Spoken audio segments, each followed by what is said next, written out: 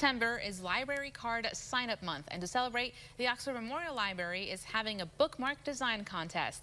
The contest is open to kids age 11 years or younger, youth 12 to 17, and adults 18 years old or older.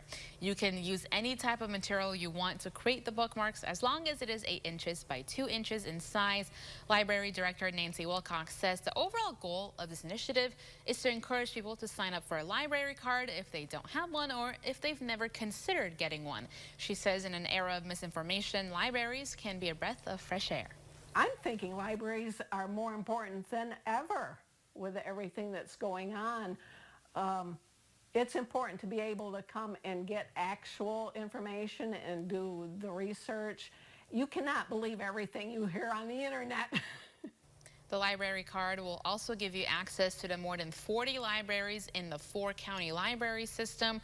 Wilcox says this will open up your world to a myriad of content to choose from. The deadline to submit your design to the library is September 30th.